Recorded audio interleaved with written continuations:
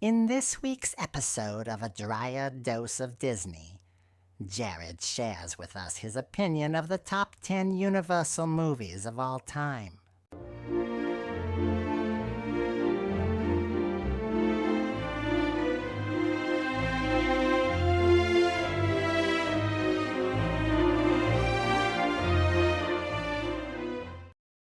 Welcome to this week's episode of A Drier Dose of Disney. I'm your host, Jared Dreyer, and today we are going to be talking about the top 10 Universal movies. Now, over the last couple of weeks, we went over the top 10 Disney animated films and the top 10 Disney feature-length films, and we're going to be wrapping up our series with the top 10 Universal films.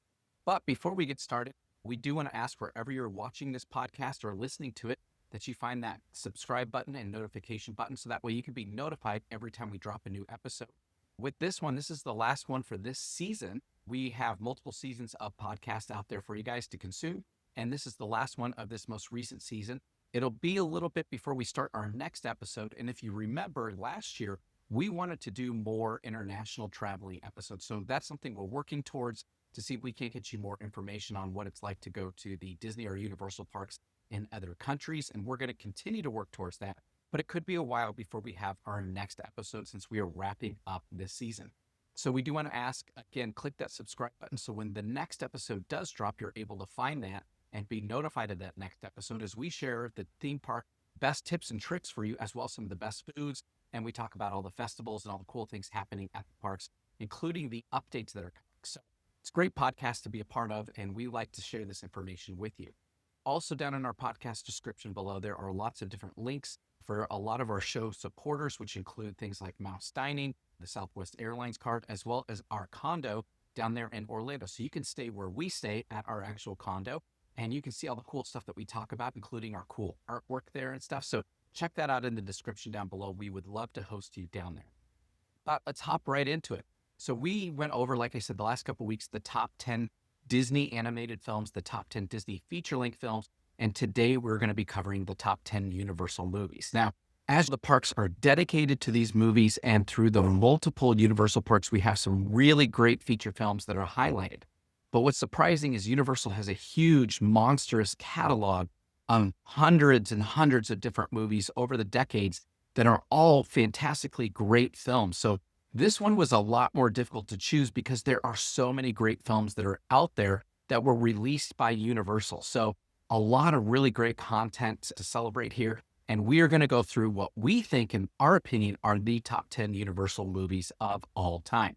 Now, of course, depending on your taste in movies, if you love comedies, maybe there were more comedies you would have put on here. So, for example, on this list, one of my all-time favorite comedies is The Jerk, which is a Steve Martin film. And that one is a Universal film, and it is not included on this list because there are other films that we thought were better.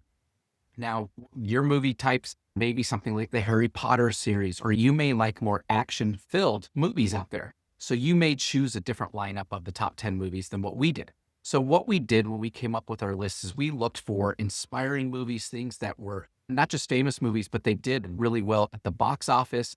But these are ones that are not only renowned by us, but by other users as well. Rotten Tomatoes, IMDb. These are a lot of the movies that are their top movies as well. And as we went through the listing of all the Universal movies ever made, these are the ones that stood out to us the most as not only the most influential, but the ones that really popped as the biggest movies of all time. That's where this list came from. Of course, you are welcome to comment on our podcast where the comments are allowed, as well as you can find us on Facebook and you can give us your top 10 list. And we're, of course, happy to share that on a future episode, as well as some of the feedback that we get. So without any further ado, we are going to jump right in, and we are going to start with the 10th movie on our list. And ironically, the 10th movie is a relatively new movie when you consider their history. And for us to have a movie as recent as this one at number 10 can really tell you how much this movie stood out to us as a top movie of all time. And the 10th movie in the Universal lineup is the new movie Oppenheimer that was directed by Christopher Nolan. And if you're familiar with Christopher Nolan films, which include Inception, as well as the Dark Knight trilogy, Christopher Nolan has a really great way of telling a story. His method of directing is really different from a lot of others, especially when you consider movies like Tenet, where the movie's going in forward and backwards through different parts of the movie. So Christopher Nolan has a very unique styling, and I have to say, I absolutely love it. I think The Dark Knight is the best Batman series that's out there, as well as obviously Inception and Tenet being fantastic movies as well. And anytime I'm talking to my friends or family about top directors and their movies to watch, Christopher Nolan always falls in the top 5 somewhere. So I have to say he's a fantastic director. He did a great job with Oppenheimer. If you haven't seen Oppenheimer, this is the story of the Manhattan Project and the first atomic bomb. And this story is very historically accurate as well as very dramatic at the same time. So it's got a lot of really great elements in it. So I do encourage you, if you haven't seen it, run out, check this movie out. It deserves to be in the top 10. It did win a ton of Oscars this last year. And because of that, it's number 10 on our list. Let's go now to number 9. And this movie came out in the mid 90s. And I have to say, this is a great movie if you like to see a lot of different diverse actors in one film together. And that is Apollo 13. Apollo 13 is the story of the failed moon mission that occurred in the 70s. And in this movie, you've got Tom Hanks, you've got Kevin Bacon, Gary Sinise, as well as Bill Paxton and a host of other people that were part of that spaceship crew. So this is a great movie if you like playing 6 Degrees of Separation from Kevin Bacon, where you can go through and try to link any actor or actress to Kevin Bacon, because there are so many famous people in Apollo 13. Now, not only is it a great movie, also historically accurate. And as you can tell, I do like the history part of things because a few of our movies do fall into that category. But this movie had a great soundtrack that accompanied it, as well as just a lot of really good heart and emotion in it. So if you haven't seen Apollo 13, definitely go check that out. But this is a top Universal movie in our opinion, and it is just a great family experience. This movie's totally clean to watch, though. The thematic elements of being stuck in space and lost can be a little mature for some people. This is something you can feel totally safe showing anyone in your family because it doesn't have any of the violence, language, or any of the sexual content as a lot of other movies that could be potentially from Universal Studios. We absolutely love Apollo 13. Let's go to number 8 on our list. And number 8 is a Ridley Scott movie. And if Ridley Scott, he is another great director that has a lot of great movies out there. And this one is Gladiator. Gladiator obviously is the story of Russell Crowe being back in the ancient Roman world and competing as a gladiator to earn his freedom back after he was imprisoned due to a conflict between him and the new emperor, as the previous emperor had passed.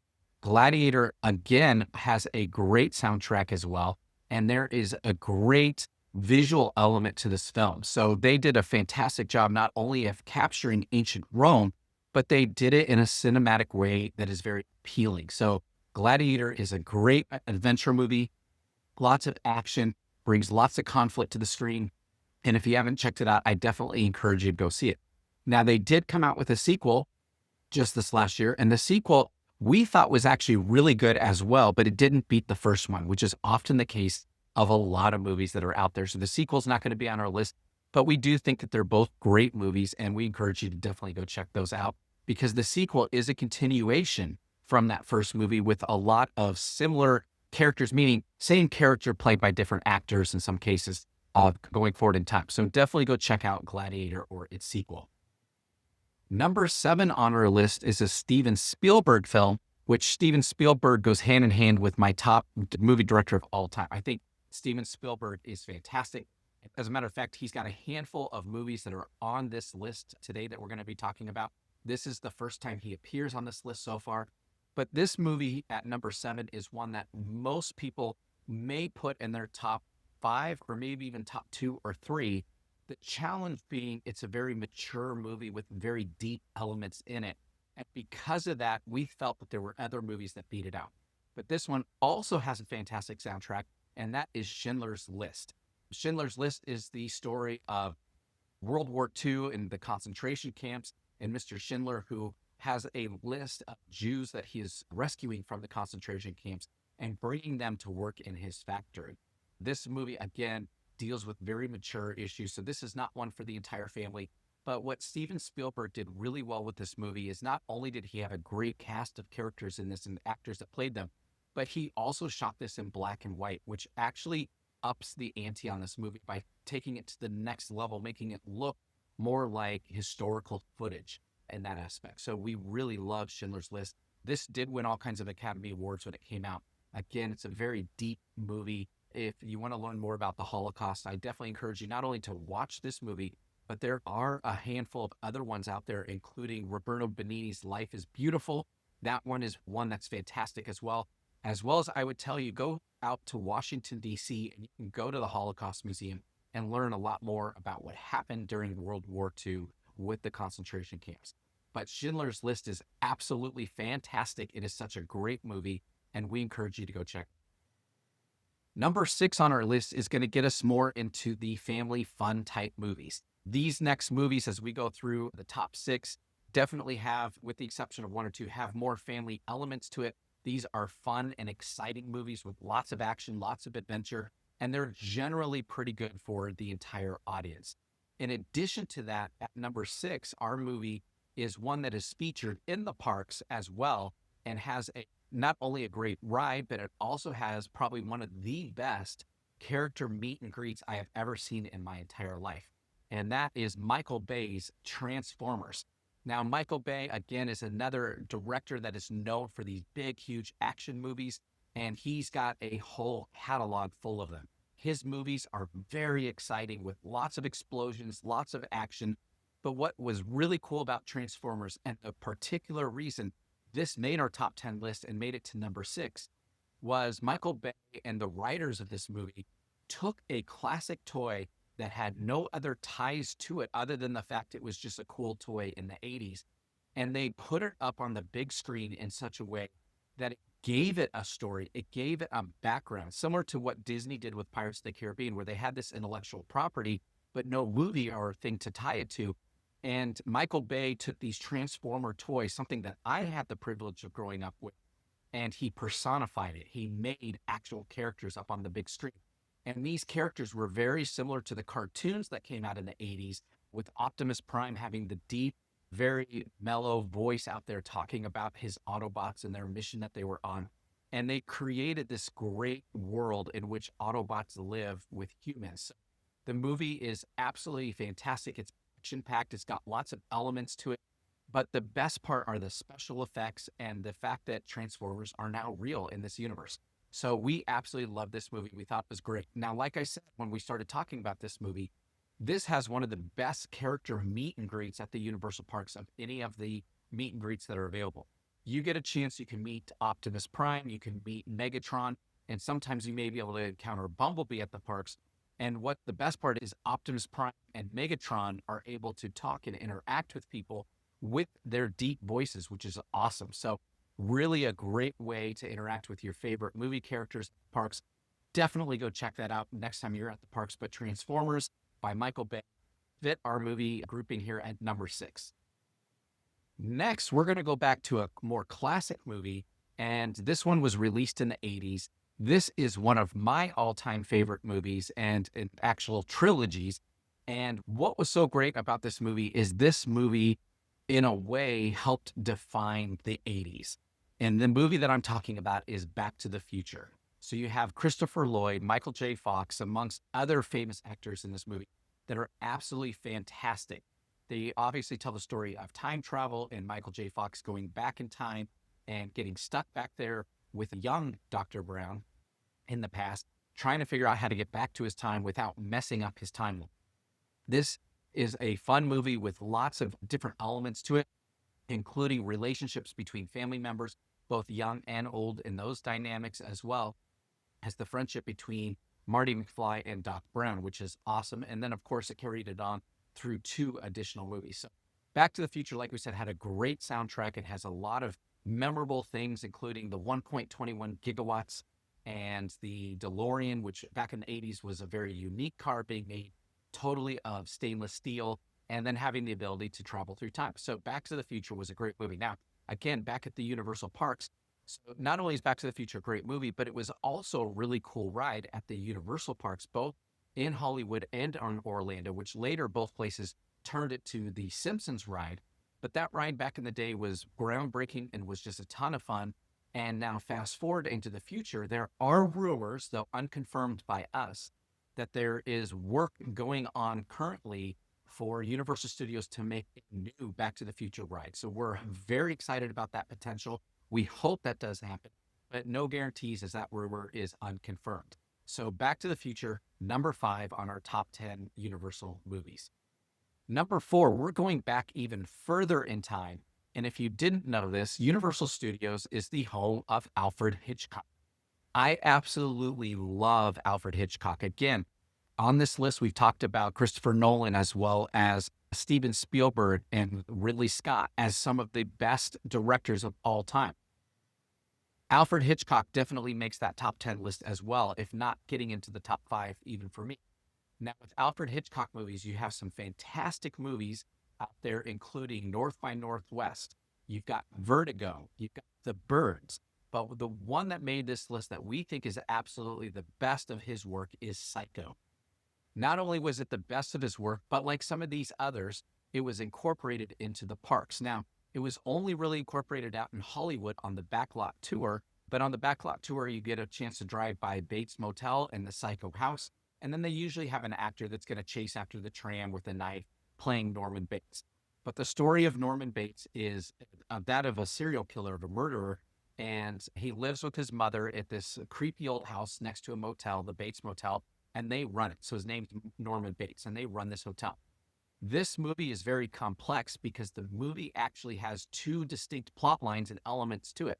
You have the lady, the damsel in distress in the movie at the very beginning, who actually, though she may be in some kind of peril, she's actually a thief. She robs her employer and takes money on the run.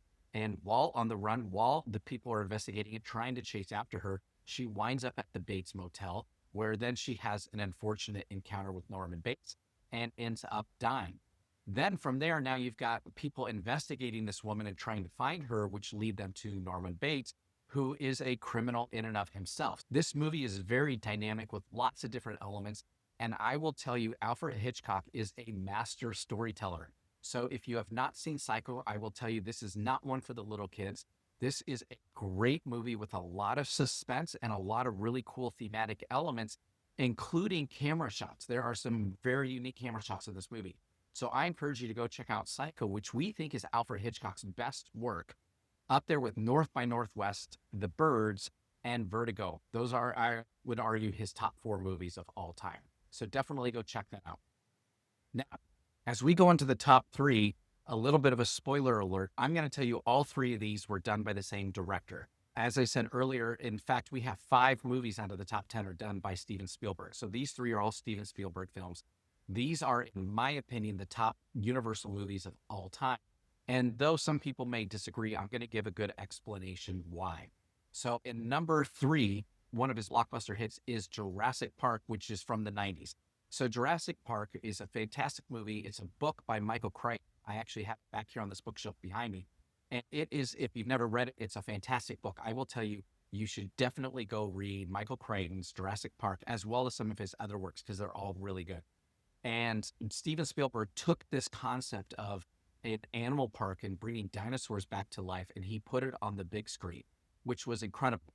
For people like the kids that grew up like me in the 80s and 90s, we had some dinosaurs on the big screen, but most of the dinosaurs we saw were like from the Land of the Lost or some of the older movies, which were more like claymation, and they weren't very good dinosaurs.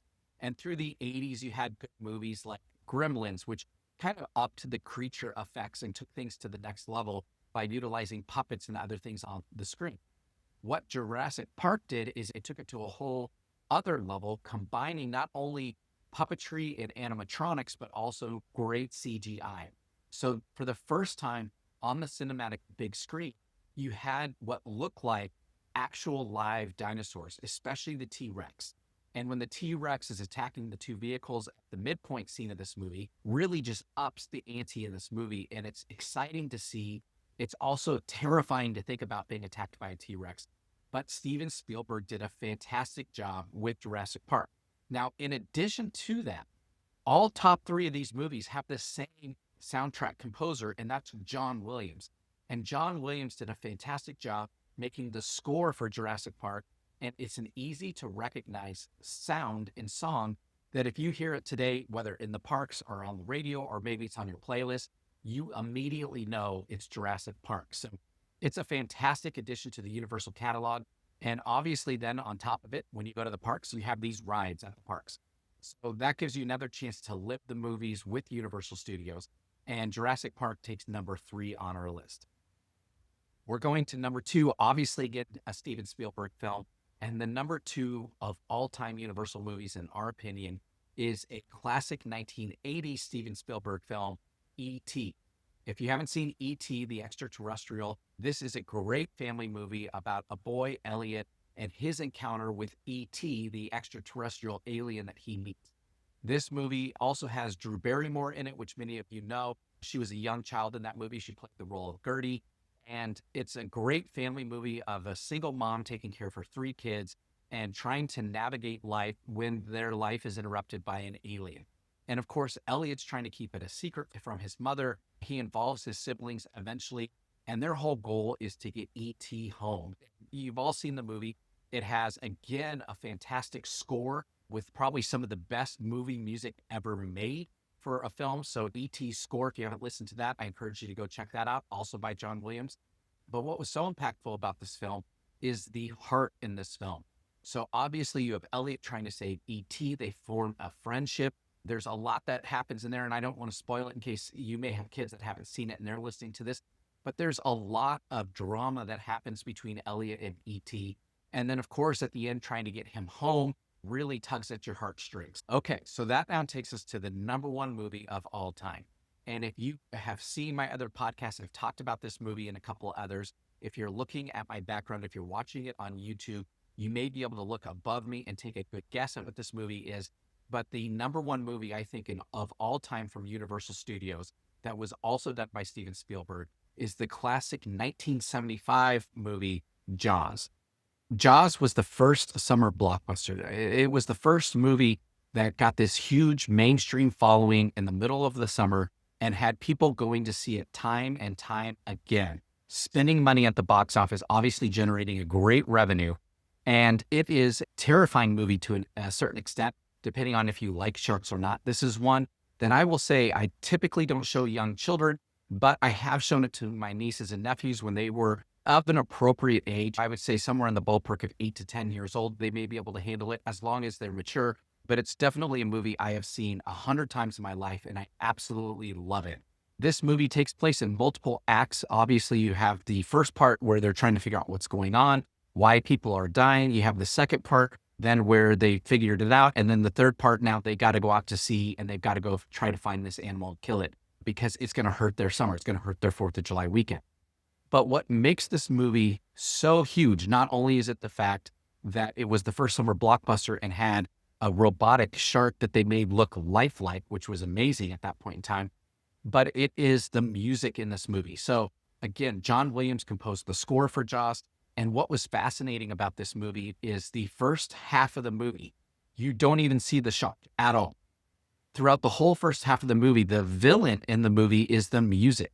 Obviously, you have the da-da, da-da happening throughout the movie, and that's when you know the shark is hunting something, coming after somebody. And that music personifies the shark without even seeing it on the big screen. You don't see the shark until later in the movie when the shark is eventually attacking the beach and attacking the boater who's out there by the sailboat. That's the first time you actually see the shark in this movie. Now, there is a scene where he attacks a little boy and you see his raft flip over and stuff like that, but you don't actually see the shark in that shot. So it's not until about halfway through the movie you actually even see it. So that was the first of its kind. It's the first time the music was viewed or listened to as the villain in the film and not the actual scary thing that was happening. It's a really great concept when you think about it. John Williams did a fantastic job with it, and Steven Spielberg obviously killed it. Now, I love to go and watch the making of some of these movies, and I encourage you, if you've not seen the making of Jaws, there are some specials out there where you can see documentary footage of it, and I encourage you to go watch it. It's amazing to watch how many times this shark broke down, how long it took them to film this movie because the shark continued to break down. So it's a really fun story. You have some great, obviously, actors in this movie that are interviewed and they talk about their experience with Steven Spielberg. So again, Jaws is our number one of all time Universal movies. So please, if you haven't seen it, definitely go check it. So with that, we want to hear from you. If you agree or disagree with our top 10 list, please let us know in the comments or find us out there on Facebook and send us a message. But until next time, we wish you a magical week as you're planning your next vacation, and we will talk to you guys on our next episode. Bye-bye.